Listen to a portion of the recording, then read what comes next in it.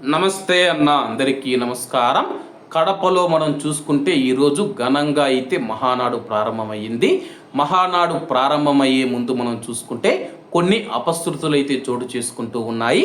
వివరాలేకి వెళితే కడప వేదికగా జరుగుతూ ఉన్న మహానాడు ఏర్పాట్లలో మరొక అపశృతి చోటు చేసుకుంది.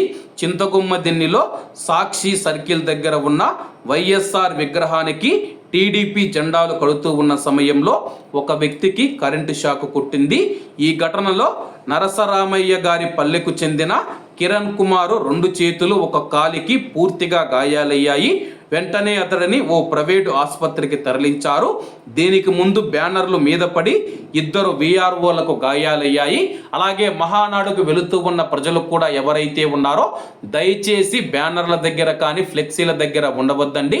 చాలా జాగ్రత్తగా వెళ్ళి తిరిగి రండి. నాకు తెలిసి వెళ్ళకపోవడమే మంచిది. ఎందుకంటే కడపలో ఒకవైపు వర్షం పడుతూ ఉంది కాబట్టి. అలాగే మహానాడు ఏర్పాట్లు ఎలా జరిగాయి, మహానాడు ఎలా ప్రారంభమైందని చెప్పేసి వీడియో కూడా చెప్తాను.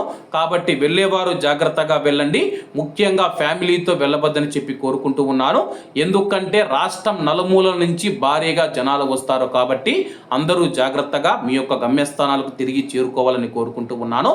ఎందుకంటే ఎంత క్షేమంగా మీరు మహానాడుకు హాజరయ్యారో అంతే జాగ్రత్తతో క్షేమంగా మీ ఇంటికి చేరుకోవాల్సి ఉంటుంది. కాబట్టి అందరూ బాగుండాలి, అందులో మనం ఉండాలి. అందరికీ నమస్తే అన్న, జై హింద్.